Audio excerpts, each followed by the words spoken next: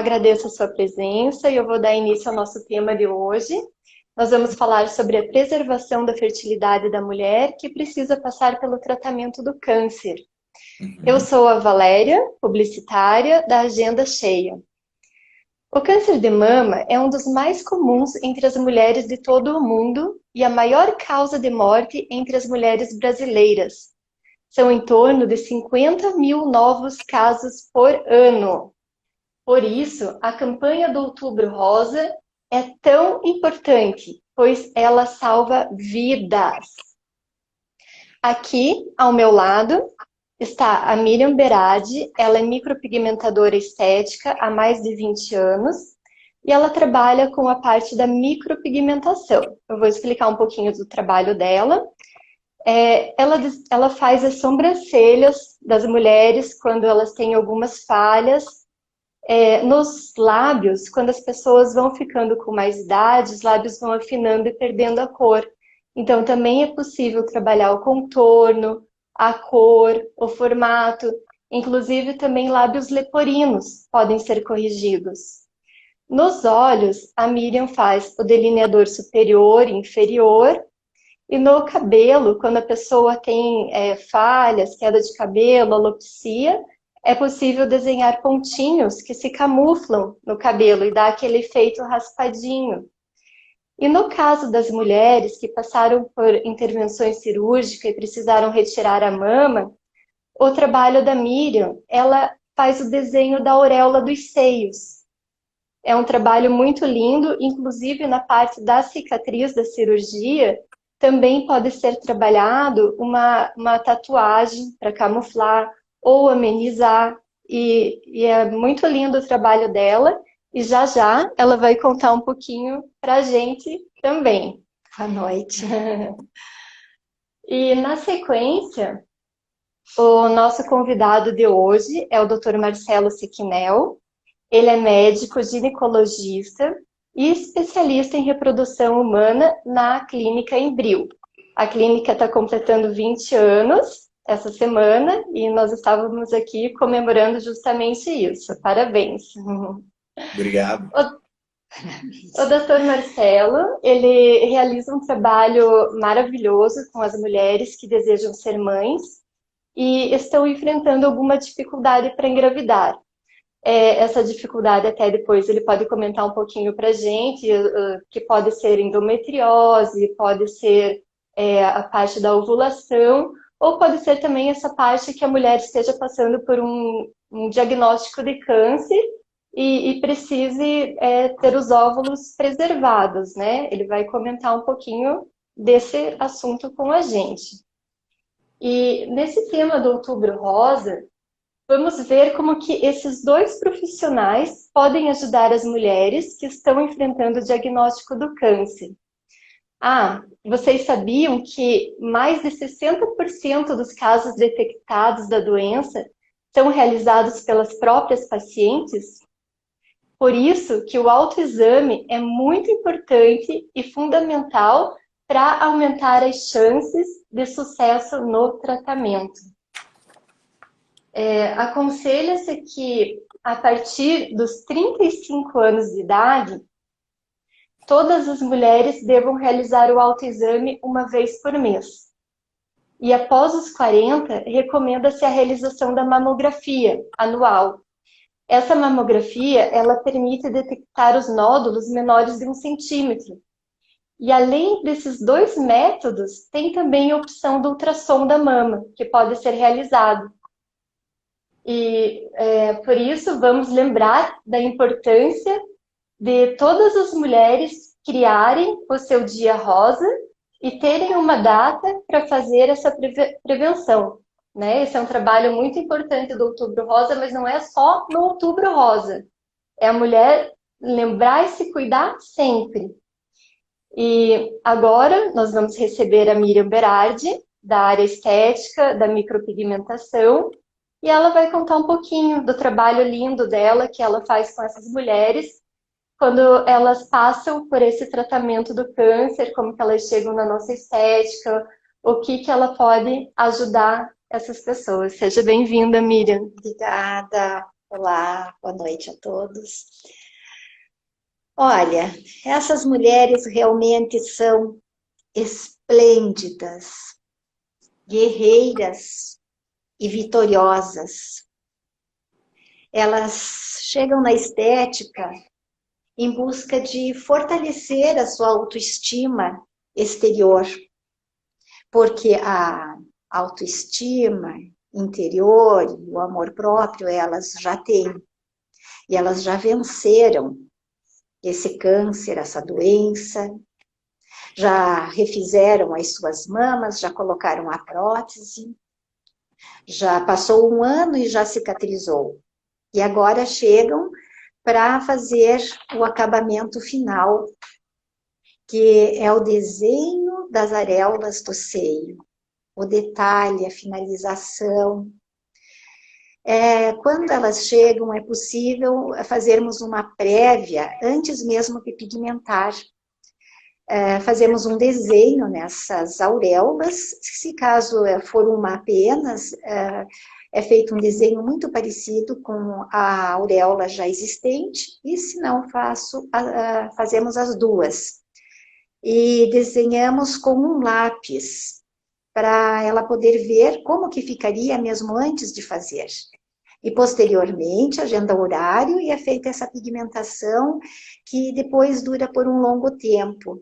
É onde ela fica muito mais satisfeita com a sua aparência e continua tendo uma vida normal, tranquila, porque já venceu tudo. Então, acabou, passou, e fica com esse enfeite no corpo, com essa tatuagem, se for o caso que tem alguma cicatriz que queira esconder, é possível esconder, como a Valéria falou, com pigmento Corpelli, e também faço micro tatuagens femininas.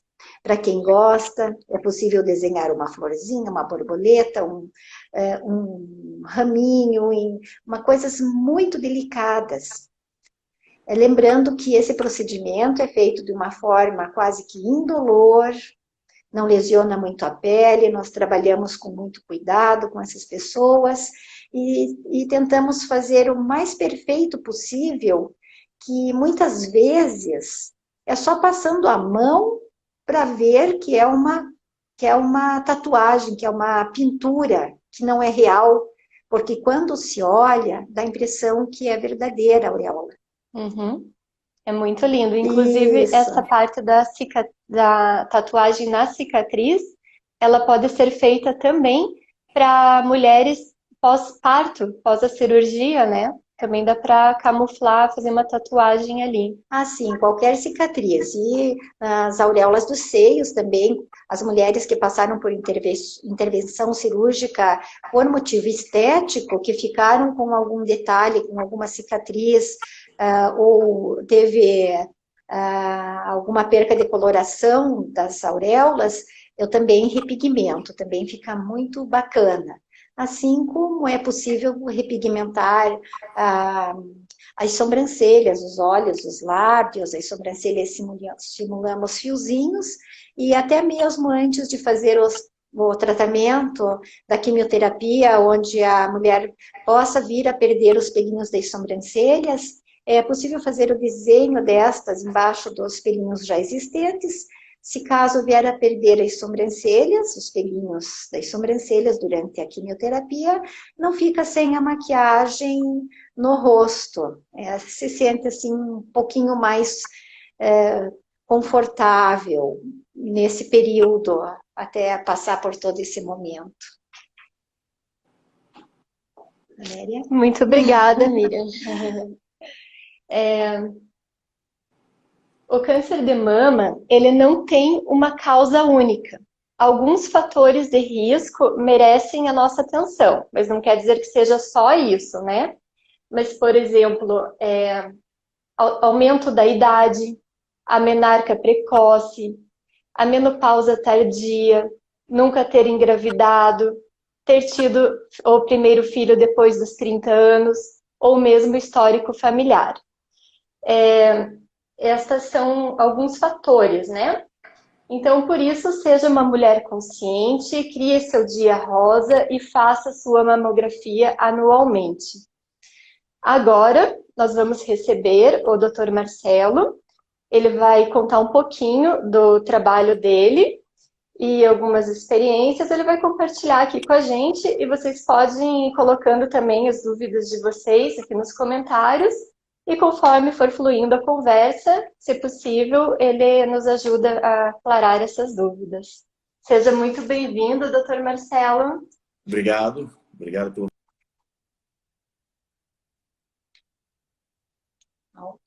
Boa, né? A gente precisa realmente explorar bastante esse assunto e nada melhor do que ser meio simbólico, né, do Outubro Rosa, para realmente levar as mulheres a terem mais informação, que às vezes no dia a dia atribulado, durante o ano, às vezes os pacientes acabam não se atendo, né, as mulheres, a alguns detalhes. Então, acho que o Outubro Rosa ele vem justamente aquecer esse assunto e estimular as mulheres realmente a procurar, né, enfim, as alternativas, procurar o autoexame, como você falou, eu acho que realmente se colocou bem aí, né, a principal situação das mulheres, né, o que mais seria um motivo de prevenção, né, se existe uma prevenção para o câncer de mama, é o autoexame, né, o diagnóstico precoce. Então, a gente sabe que existem alguns fatores de risco, como você colocou, 10% podem ser causas genéticas, 90% são outras causas, entre várias que você citou, também obesidade, tabagismo, sedentarismo, né, então, realmente, boas qualidades, boas condições e hábitos de vida acabam diminuindo, né, o risco de situações oncológicas em geral e o câncer de mama também, né? Então, mas realmente a paciente tem que conhecer o corpo dela. E o autoexame é fundamental para que, de repente, ela consiga identificar precocemente, né? Porque a gente sabe que os resultados positivos, né, nos tratamentos, eles também estão relacionados à precocidade do diagnóstico. Quanto mais cedo, né, o diagnóstico é feito, né, melhores são, né, as respostas aos tratamentos e a sobrevida da paciente após passar por esse período, né? Então, realmente, a autoavaliação é fundamental, a identificação de possíveis nódulos, né? A mulher tem que conhecer bem o seu corpo, né? Então, o autoexame durante o banho, né? Identificar se, de repente, a textura da mama continua a mesma, se não tem áreas mais endurecidas, né? Fazer, eventualmente, uma expressão mamilar para ver se não está perdendo secreções. Então, são várias situações que podem sugerir, né, nódulos, imagens que, de repente, podem sugerir alguma situação adversa. E procurar, obviamente, seu ginecologista, né, para, de repente, prontamente já fazer uma avaliação com o profissional, que vai se ater com mais detalhes ali, a lesão que a paciente provavelmente identificou, e daí sim aprofundar com exames de ecografia mamária, mamografia, né, e outros exames necessários aí para poder identificar esse tipo de lesão. Então, é fundamental, né, as mulheres, né, se aterem a esse autoexame, porque elas seguramente vão ser as primeiras pessoas a identificar alguma alteração no seu corpo. E aí, né, procurando um profissional da área, um ginecologista, que daí, em caso de necessidade, já vai encaminhar para um oncologista. Quanto mais rápido o diagnóstico e o início do tratamento, né, melhor, eventualmente, o prognóstico futuro. E é interessante, como a Miriam falou, os tratamentos melhoraram muito, né? Então, o que acontece? As mulheres estão sobrevivendo ao câncer, elas estão buscando, eventualmente, né, a recuperação da sua autoestima, né, seja, né, buscando cirurgias reparadoras, colocação de próteses, né, micropigmentação. Então, as mulheres elas estão passando, sobrevivendo a né, essa doença terrível e estão, né, querendo recuperar a sua autoestima após passar por toda essa fase de estresse. Então, da mesma forma, né, a recuperação da autoestima, muitas dessas mulheres elas acabam se deparando com o câncer de mama em idade reprodutiva. E aí é que é o problema, né? Porque as pacientes às vezes não têm filhos ainda, né? E a gente sabe que realmente, apesar dos tratamentos serem, né, muito eficazes com relação ao câncer de mama, desde que sejam iniciados precocemente, como eu falei, a gente sabe que 90% das mulheres vão sobreviver em mais de 5 anos, né? Então a sobrevivência, né, aumentou absurdamente, né? Houve uma queda de mais de 40% de mortes de mulheres por câncer de mama nos últimos 10 anos devido ao avanço, né, dos tratamentos de quimioterapia, radioterapia, novas drogas, enfim. Mas o grande problema é que essas drogas, né, que são usadas para tratamento do câncer, as drogas que são mais eficazes, elas têm alguns efeitos colaterais, e um dos efeitos é realmente, em muitas mulheres, induzir a menopausa precoce. Né? Então, a gente sabe que as mulheres elas nascem com um número de óvulos, mais ou menos as mulheres nascem com 1,5 milhão de óvulos. Não se formam novos óvulos durante a vida reprodutiva da mulher, ela simplesmente vai gastando o estoque que a natureza deu para ela. Quando ela chega perto dos 12, 13 anos, essa quantidade de ovos já cai para uns 300, 400 mil. E ela vai ter a nossa queima acelerada durante a sua vida reprodutiva.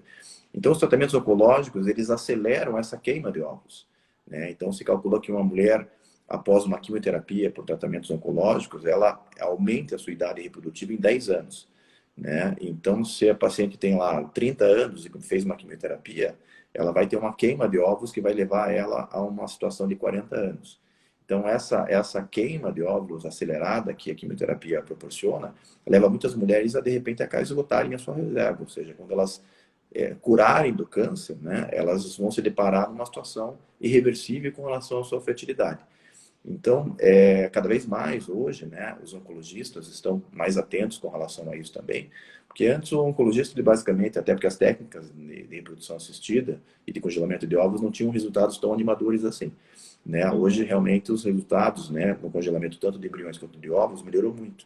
Então, os oncologistas já estão também tendo acesso a essa informação, né, e se conhece mais também o impacto que os tratamentos de congelamento de ovos podem ter no câncer, se é seguro ou não. Então, hoje, o oncologista mesmo, né, a maioria, os oncologistas já dividem com a paciente esse cenário do reprodutivo. Porque às vezes o foco ali é um estresse tão grande, né? E o objetivo inicial é salvar a vida da paciente, né? Então, muitas vezes o oncologista foca na resolução da doença e esquece que essa paciente, provavelmente, em 90% dos casos ou mais, vai sobreviver ao câncer. E a questão é o que vai acontecer com essa paciente depois que ela sobreviver ao câncer, né? Em que fase que ela está da vida?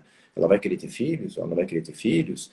Né? Qual é a faixa etária dela? Então, cada vez mais eles estão discutindo com as pacientes a possibilidade do congelamento de óvulos, né, preventivo, antes de iniciar os tratamentos oncológicos, né, para que essa paciente possa ter uma chance real de ela engravidar após ela passar, né, por essa resolução da doença e poder ter seus filhos, né, enfim, ter a sua família e seguir a sua vida de uma maneira normal, né. Sim, bem interessante a colocação, doutor Marcelo. E deixa eu ver o que eu tenho aqui algumas perguntas que o pessoal estava fazendo. Não sei se você quer complementar mais alguma coisa dessa parte. Não, eu acho que realmente É, a grande questão, né, realmente com relação ao câncer de mama, algumas questões que geram dúvidas, né, o impacto que o congelamento de óvulos, né, porque o que acontece? Quando a gente vai pensar em preservação, a ideia é preservar o máximo de ovos possível, né? A gente sabe que as chances de gravidez em reprodução assistida, elas estão relacionadas a dois fatores principalmente: a idade das mulheres e a reserva de óvulos que ela tem. Então, quando a gente faz um congelamento de óvulos, né, existem alguns números em termos de quantidade de óvulos que são adequados para ter uma expectativa razoável de uma gravidez no futuro, né? Porque não são todos os ovos que sobrevivem a congelamento, não são todos os ovos que vão fertilizar após serem inseminados, né, no futuro, não são todos os ovos que vão produzir embriões, né? Então, o número de ovos congelados realmente é muito, muito importante. Então, os resultados hoje, né, com relação à parte de preservação, são muito bons, né? Então, realmente, a gente tende a iniciar os tratamentos o mais rápido possível, de preferência antes de se iniciar a quimioterapia. Uma vez que foi iniciada a quimioterapia, né, ela já pode comprometer a qualidade dos ovos e o processo de queima já começa a se instaurar. Então, a grande preocupação que se havia era com relação a se a estimulação do ovário, né, para congelamento não poderia ter um impacto negativo no câncer. Ou seja, né, havia aquele medo, não, se tem câncer não pode usar hormônio, então, né, é contraindicado fazer eventualmente qualquer tipo de hormônio em uma paciente com câncer de mama. E hoje já sabe-se que não, né? Quer dizer, claro, não é o cenário ideal você estimular a parte hormonal, né, numa paciente oncológica, por exemplo. Mas os protocolos hoje para estimulação da ovulação para pacientes oncológicas são protocolos que permitem, né, o impacto mínimo, eventualmente, nessa lesão já diagnosticada, né? Então, até mesmo as pacientes que vêm, às vezes, fazer tratamentos de reprodução humana, tem aquele medo, não, será que essa estimulação do ovário não pode me causar um câncer, né? Quer dizer, o tratamento para reprodução assistida levar a um câncer de mama, levar a um câncer de ovário, e realmente os trabalhos não demonstram que existe uma incidência maior de câncer de mama em pacientes que fizeram tratamentos de reprodução assistida. Inclusive, hoje, as pacientes vêm com diagnóstico de câncer de mama, né, para fazer o congelamento dos ovos. Então, quando a gente recebe essas pacientes, né, Antigamente também tinham protocolos que você dependia da menstruação para você poder fazer um congelamento de óvulos. Só que às vezes a paciente tinha um diagnóstico de câncer e chegava até nós, por exemplo, no período fértil, né, ou no período na segunda fase do ciclo menstrual, e a gente sempre tinha os protocolos mais tradicionais, onde só se podia iniciar a estimulação, né, dos ovários para coleta de óvulos no começo do ciclo menstrual. É o que a gente faz ainda hoje, né, preferencialmente para pacientes que vão para fertilização in vitro. Mas as pacientes oncológicas muitas vezes não têm tempo para ficar esperando. Ela está numa fase do ciclo menstrual que ela não pode esperar 15 dias para daí ela menstruar, para daí ela começar uma estimulação. Então, os protocolos mais modernos hoje, eles possibilitam a gente iniciar a estimulação, né, dos ovários em qualquer fase do ciclo menstrual que a paciente esteja. Ou seja, fez o diagnóstico, veio para o médico que vai, né, para a clínica para fazer o congelamento, a gente já começa quase que imediatamente já a estimulação dos ovários. É claro que quando você estimula o ovário, esse ovário vai produzir mais óvulos, né? A gente sabe que as mulheres elas têm um fenômeno chamado recrutamento. Todo mês as mulheres recrutam 5, 10, 15, 30, 40 óvulos, né, que são recrutados inicialmente pelos 2 ovários, e entre essa quantidade grande de óvulos, somente um vai ser ovulado. Então, se uma mulher não estimular a ovulação, basicamente ela vai ovular um óvulo por mês. Mas para que esse óvulo seja ovulado, dezenas de óvulos, às vezes, são perdidos mês a mês.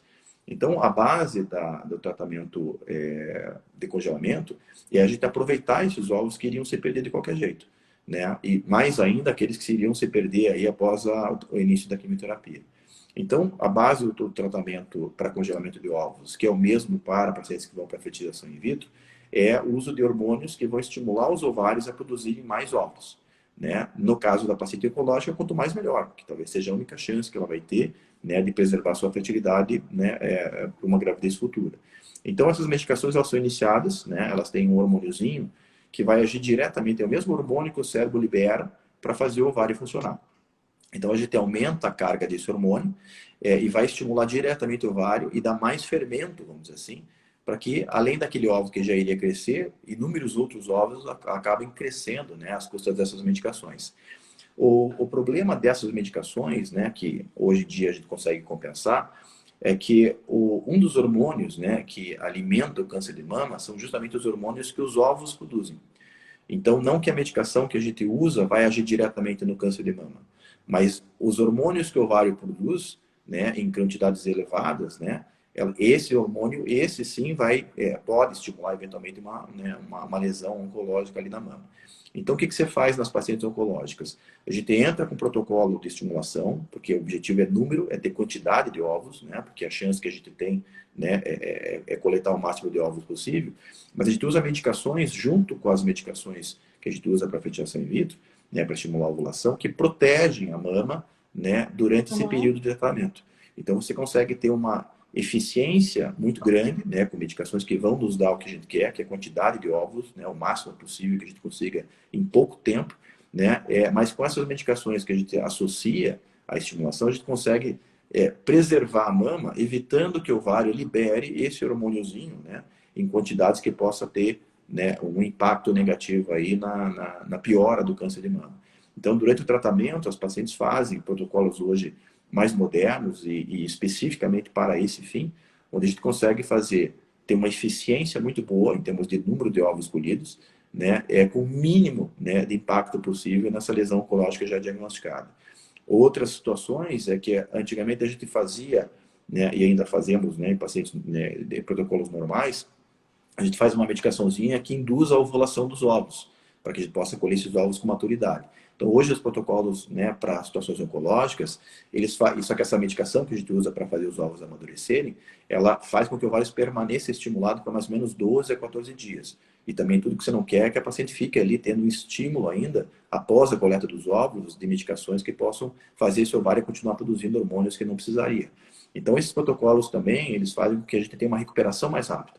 Então, o paciente faz, né, um protocolo alternativo, a gente usa medicações alternativas que fazem os ovos amadurecerem, porque a ideia é colher esses ovos maduros, né? Porque se os ovos estão imaturos, a gente não consegue aproveitar também. Mas que a recuperação do ovário acontece muito rapidamente. Então, a paciente ela faz a coleta de ovos, em 3, 4 dias ela já está indo para o oncologista, já está começando já, né, os seus tratamentos quimioterápicos, enfim, a gente consegue ter, né, um aproveitamento muito rápido, né, e uma recuperação muito rápida da paciente para que ela já possa, né, iniciar o seu tratamento o mais rápido possível. A gente sabe que tempo nessas pacientes oncológicas, né, é importante. Então, quanto mais a gente puder economizar tempo, né, quanto maior o número de ovos que a gente consiga, né, em menos tempo possível e com a melhor segurança possível, esse é o ideal. Então, os protocolos hoje, eles evoluíram muito, né, por isso que realmente o congelamento de ovos para pacientes oncológicas, né, hoje é uma realidade para a gente. Uma outra preocupação é com relação ao futuro, né, também, porque muitas mulheres, como a gente, né, já conversou, vão, né, 90% delas vão curar do câncer. Só que geralmente após o tratamento, né, de quimioterapia e o tratamento cirúrgico, né, essas mulheres fazem, né, hormonioterapia após a resolução do câncer, né, para evitar recidivas, enfim. Normalmente esses tratamentos chegam a 10 anos. Então, sempre havia essa preocupação, né? A paciente às vezes congela lá com 38, 40 anos, se ela for esperar 10 anos para engravidar, ela vai estar com 50, né? Quer dizer, não que eu não possa engravidar com 50, né? Mas não, talvez não seja o desejo dela engravidar numa fase tão, né, tão maior, né? Mais elevada. Então, o que acontece? Hoje também, os oncologistas têm sido menos radicais, eles estão tendo alguns protocolos mais flexíveis, onde a paciente, às vezes, após 2 ou 3 anos de resolução do câncer, após esse tratamento hormonal, eles darem uma janela de 2 anos para essas pacientes engravidarem, né? E ao contrário do que se imaginava, que a gravidez poderia impactar negativamente, num risco maior de recidiva do câncer, isso não acontece, né? Então, essa situação de janela que os oncologistas nos dão, permite, às vezes, uma mulher em fase, né, jovem, né, de reprodutiva ainda, que ela possa fazer o seu tratamento em 2, 3 anos, ter uma janela de 2 anos onde ela possa descongelar alguns ovos, já engravidar, ter o seu filho, amamentar como qualquer outra mulher, né, na mama, obviamente, não atingida pelo câncer, e após o nascimento e acabar a amamentação, ela pode já retomar o seu tratamento hormonal aí para estender esse benefício aí dos tratamentos oncológicos. Então, porque a grande preocupação é essa, tá, tudo bem, vou congelar óvulo, mas quando é que eu vou usar, né? Eu curei do câncer, vai demorar o quê? 3 anos, 5 anos, 10 anos, né? Então, esses protocolos também oncológicos permitem hoje também a gente conseguir aproveitar mais rapidamente aí esses ovos congelados para a gente poder trabalhar. Outra situação que se questiona também é se existe um prazo de validade para os ovos. Isso, Já, isso. Estão aqui perguntando para gente. Tempo de conservação do óvulo fertilizado e não fertilizado. Uhum. Então, o tempo ele não existe para o óvulo congelado. Então, os trabalhos não demonstram uma piora no resultado com relação aos ovos no futuro, descongelados, pelo tempo de congelamento. Então, se ficar 1 ano congelado ou 10 anos congelado, basicamente o resultado vai ser o mesmo. Teve um trabalho que mostrou, né, uma leve evidência que após 5 anos de armazenagem poderia haver um declínio, né, na taxa de gravidez desses ovos, mas outros trabalhos não demonstraram realmente essa relevância, né? Então, a princípio, a gente não tem um prazo de validade para os ovos, né? Claro, não são todos os ovos que sobrevivem ao congelamento, né? O óvulo é uma célula muito especial, é a maior célula do corpo humano, né? Os homens não têm, obviamente, só as mulheres, mas é a maior célula. E é uma célula fantástica, ela é uma fábrica, na verdade. Ela funciona após ela receber a carga genética que o espermatozoide traz. Então, alguns óvulos, né, podem às vezes não sobreviver ao congelamento, mas as taxas de sobrevivência hoje de óvulos congelados é de 80%. Então, de cada 10 ovos congelados, pelo menos 8 a gente vai conseguir aproveitar no futuro, né? E as taxas de gravidez, taxa de fertilização desses ovos e taxa de gravidez, né, são muito semelhantes aos óvulos a fresco. Então, isso permite a gente ter hoje o congelamento de ovos como uma alternativa muito segura. Até dentro da pergunta que você fez, né, a questionamento também de muitas mulheres que estão casadas, né, qual é a vantagem de congelar óvulo ou congelar embrião? Os resultados com congelamento de embriões são muito melhores, sempre, né? Congelar embrião é uma alternativa sempre mais interessante em termos de resultado de taxa de gravidez no futuro. Porque o embrião é um óvulo que foi testado pela natureza, foi aprovado, formou um embrião, né? E já está apto a uma transferência, né? Porque a gente sabe que quando a gente faz, por exemplo, uma fertilização in vitro, a gente tem taxas de fertilização, ou seja, um óvulo que sobreviveu a um processo de descongelamento, ou mesmo um óvulo fresco, né? Não congelado, a taxa de fertilização gira em torno de 65%, 70%. Ou seja, tem óvulos que não vão fertilizar. E ele não traz nenhuma informação para a gente, quando você olha o óvulo após a coleta, se ele vai ser um óvulo que vai fertilizar ou não, né? Eles vêm meio que iguaizinhos, assim. Só depois que você insemina o óvulo e coloca o espermatozoide lá dentro, que no dia seguinte você vai ver se o óvulo fertilizou ou não. Seja ele congelado, seja ele fresco, né? Não é todo óvulo que fertilizou que vai formar embrião. A gente sabe que a taxa de embriões que chegam ao blastocisto no laboratório, que é a fase que hoje preferencialmente a gente transfere, seria o equivalente a 5 dias de cultura no laboratório, é de mais ou menos 40% a 50%. Ou seja, não é todo óvulo que fertiliza e não é todo óvulo que vai formar o embrião viável para uma transferência. E quando a gente trabalha com óvulo, né, você não tem essa segurança do que vai acontecer com esse óvulo após o descongelamento, né? Claro, a gente se baseia por estatísticas, né, como essas que eu passei. Agora, quando você congela o embrião, já é outra história. Porque o meu já foi um óvulo que foi inseminado, né, já fertilizou, já evoluiu, já formou embrião. Então, isso possibilita, eventualmente, você ter uma segurança, entre aspas, né, se for um embrião de alto potencial, de uma taxa de gravidez melhor no futuro. Agora, é claro que se a paciente congela embrião, né, a paciente está casada, tem um diagnóstico oncológico, e ela congela embrião, ela fica amarrada geneticamente ao seu parceiro naquele momento, né? Então, essa é uma variável, vamos assim, negativa, né? Porque a gente sabe que as situações oncológicas, né, levam a uma situação de estresse muito grande. Então, muitos casais acabam separando, né? Todo parceiro que né, enfim, que tem essa sensibilidade, né, e aguenta eventualmente passar por esse período com a mulher. Então, a gente percebe um índice de separação relativamente alto aí de mulheres que passam por situações oncológicas, quer dizer, sobrevivem ao câncer, mas a relação acaba, né, não se sustentando. Só que daí, se essa paciente fez um congelamento, né, de embriões, ela está amarrada geneticamente ao parceiro, que ela não pode não estar mais com ela daqui a 5 anos. E daí fica mais complicado de você conseguir ter essa transferência do embrião, sendo que de repente o casal já não está junto, né? Quando a mulher congela óvulos, né, então o congelamento de embriões é melhor em termos de resultado, mas o congelamento de óvulos ela possibilita à mulher essa autonomia futura com relação a com que espermatozoide eu vou inseminar os meus óvulos. Se eu estiver com o meu parceiro, ótimo, né? Com ele que eu vou, né? Com o sêmen dele que eu vou inseminar meus ovos. Mas se eu não tiver, eu posso conhecer uma outra pessoa e de repente ter essa possibilidade de usar os meus óvulos, né? Com o parceiro que eu esteja no momento que eu quiser descongelar. Então, é claro, quando o paciente tem às vezes uma quantidade grande de óvulos, né? Aí às vezes você pode fazer um meio a meio, né? Por exemplo, tem pacientes com uma relação sólida ali e preferem de repente congelar os óvulos. Uma parte em ovos, uma parte em embriões, né? Então aí, claro que tudo depende da quantidade, né, de ovos que a gente consegue colher. O ideal, né, o número mágico, vamos dizer assim, em termos de congelamento, seria congelar 15 ovos, o que dá uma melhor perspectiva futura de congelamento, de resultado de gravidez no futuro, são 15 ovos congelados.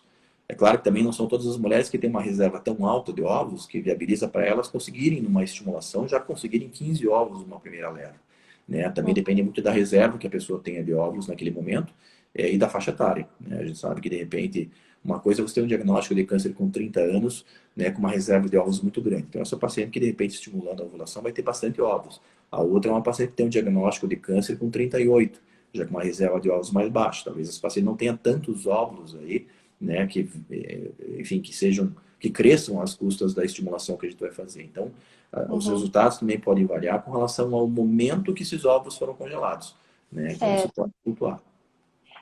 Doutor Marcelo, então, assim, nós estamos aqui com mais de 10 perguntas, o assunto está muito interessante, as pessoas estão interagindo com bastante curiosidades, mas o nosso tempo está curtinho. Sim. Então, eu vou escolher uma última pergunta e vai ser essa daqui.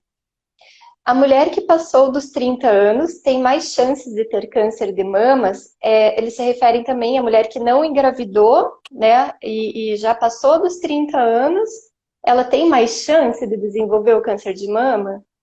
Enfim, um dos fatores de risco, né, realmente, do câncer de mama é não ter filhos, né? A gente sabe que a gravidez protege as mulheres com relação ao câncer de mama. Então, não ter filhos ou engravidar mais tardiamente, né? Então, após os 30 anos. Agora, com relação ao câncer de mama, a gente sabe hoje, né, que a incidência de câncer de mama em mulheres abaixo dos 40 anos, de em torno de 10 a 15%. Ou seja, 10 a 15% das mulheres com câncer de mama estão abaixo dos 40 anos. E dessas, né, mais de metade ainda tem expectativa reprodutiva, né? Então, é sempre importante salientar que realmente o tempo é a variável mais importante. Mas é claro que é difícil hoje. A gente sabe que o mundo mudou e as mulheres dificilmente hoje, não dificilmente, mas cada vez menos, as mulheres estão engravidando antes dos 30 anos. Então essa é uma condição que é inerente à mudança societária, né? As mulheres hoje, né, aqui no nosso consultório, por exemplo, das pacientes que estão em tratamento, né, reprodutivo, porque se depararam com infertilidade, não só questões oncológicas, mas pacientes que se depararam com infertilidade, diria que 80% das pacientes nossas têm acima de 38 anos, né? Porque as mulheres estão engravidando mais tarde. Então, é uma situação de risco? Sim. Assim, acima de 30 anos já começa a haver maternidade após os 30 anos, começa a ser, né, uma variável que pode levar a um risco maior de câncer, né? Mas isso é uma realidade que não vai mudar, né? Porque a sociedade mudou. Então, basicamente, hoje tem que lidar com, né, com essas mudanças que a sociedade hoje adaptou. Eu vou colocar mais duas juntas aqui, ó. Existe uma idade limite para engravidar? Tem uma idade limite para congelar os óvulos? Então, é claro, como eu falei, a chance de gravidez está diretamente relacionada à idade da mulher, né, e a sua reserva de óvulos. Então, quanto mais nova a paciente, melhor a expectativa que ela vai ter de um resultado positivo a um tratamento de reprodução assistida. Não que exista um limite, desde que ela tenha óvulos, ela pode tentar, mas é claro que existem cálculos estatísticos, né, aproximados com relação a quantos óvulos eu preciso para chegar à gravidez. Então, por exemplo, uma paciente abaixo de 35 anos, eu preciso, se eu tiver 5 óvulos de boa qualidade, ela tem grande chance de ter 60% de chance de engravidar, de ter pelo menos um desses óvulos vindo em um embrião normal. Uma paciente de 39 anos já precisa de 10 óvulos para ter um embrião normal, geneticamente. Uma paciente acima de 42 anos já tem que ter 16 óvulos, né? Quer dizer, então, com o passar da idade, você vai tendo mais dificuldade para chegar ao resultado. Uma paciente de 35 anos tem uma chance de engravidar no procedimento de reprodução assistida que gira em torno de 60%, 65% às vezes. Já uma paciente de 40 anos já tem uma chance de 30%. Paciente de 42 já cai para uns menos de 15%, né? Com 44 já é, né, 1%. Então, a chance vai caindo com o passar da idade, né? Então, é importante realmente se atentar ao tempo. Se, por algum motivo, né, a paciente vai ter que postergar essa maternidade, porque não tem parceiro, ou porque de repente está num momento profissional que não permite a gravidez naquele momento, o ideal seria fazer o congelamento de óvulos preventivo. Assim como a situação oncológica é uma indicação para o congelamento de óvulos, né, para as mulheres que vão postergar a maternidade por outros motivos, também é importante pensar nesse cenário. Quer dizer, não existe um tempo limite para congelamento, mas quanto mais tarde esses óvulos são congelados, né, pior é o resultado futuro. Menos ovos a gente vai ter para congelar e pior é o resultado futuro em termos de taxa de gravidez. Né? Não dá para comparar, por exemplo, a chance de engravidar uma mulher que congelou ovos com 40 anos e uma que congelou com 35 anos. Né? Então, né, o tempo é realmente importante. Então, se falar assim, qual que é o ideal para uma mulher que vai congelar ovos? Abaixo de 35 anos. Né? Mas ela chegou no consultório com 37, não pode congelar? Não, pode. Mas a gente já tem que explicar que o resultado já pode ser, né, menos favorável. Então, as mulheres têm que se atentar ao congelamento de ovos, mas quanto mais cedo ela se atentar a essa condição, melhor.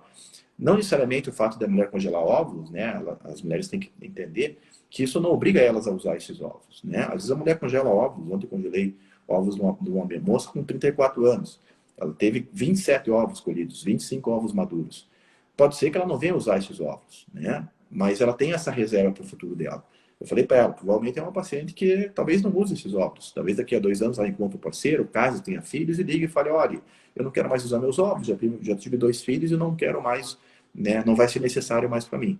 Mas como a gente não sabe qual é o futuro, né, a única ferramenta que as mulheres têm, né, que leva elas a não uma certeza de gravidez no futuro, mas tranquiliza com relação ao fator do tempo, né, na queda da fertilidade, é o congelamento precoce de óvulos. Né? Uhum. Que interessante, doutor Marcelo. Muito obrigada pelas suas explicações aqui. Rendeu bastante perguntas, vai precisar mais uma live. Pode ser, a hora que você precisar, Que minha vida, bacana. me sinto Então, grato aí pelo convite, né? E, enfim, claro, conforme a gente vai falando, né? As dúvidas vão vindo e a gente vai respondendo, mas aí parece que o tempo vai ficando meio curtinho. E a gente acha que tem sim. bastante tempo, mas quando você vê já passou rápido. Né? Mas é que o assunto é importante, é interessante, Tem. tem muita informação a ser passada, né? Não é em Eu pouco acho assim, tempo. eu acho que realmente a mensagem tem que ficar essa. Eu acho que É claro, a situação oncológica é uma situação dramática, né? Mas eu acho que hoje, eu acho que os oncologistas realmente estão muito mais atentos com relação a essa questão do momento de vida daquela pessoa e a expectativa que ela tem ou não de ter filhos. O congelamento de ovos é uma realidade com índices de sucesso semelhantes aos ovos a fresco.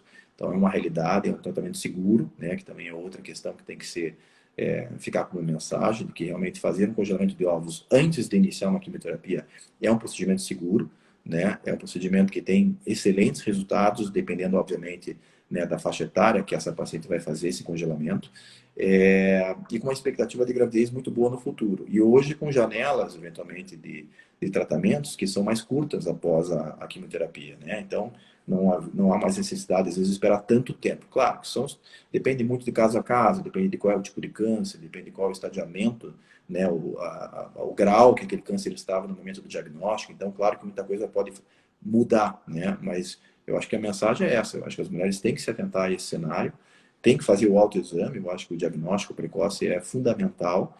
Eu acho que mesmo as que se deparam atualmente com câncer de mama têm que ter essa mensagem de que a sobrevida hoje é muito boa. Quer dizer, é um momento difícil, sim, é um momento difícil, né? Mas hoje realmente a incidência de sobrevida é muito alta, né? Então a mulher tem que pensar para frente. Vai passar um momento de dificuldade, vai, né? Mas ela tem que ter essa paz no coração dela, que ela vai superar aquele momento, né? Que ela vai Ter essa eventualmente... esperança, né, doutor?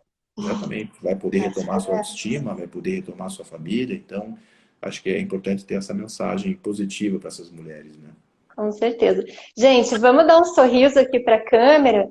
E as amigas que estão online, Isis, que eu vi, a Laura, a Alessandra, o pessoal, por favor, dá um snack e manda para gente.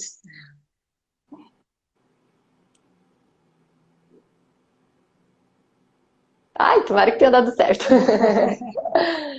Então, doutor, agradecemos a sua presença. Muito obrigada. De nada, precisando. E Me chama todas aí, as bem mulheres feliz de ajudar. sejam conscientes e criem o seu dia rosa e façam o seu autoexame. Exatamente. E depois Ter lá o na Miriam fazer a conhecimento. micropigmentação lá. Com Isso, certeza. também. Obrigada, gente, De por nada, estarem até conosco. abraço. Obrigada. Beijo Obrigada. para todos. Beijo. Beijo. Tchau, tchau. Tchau. Tchau.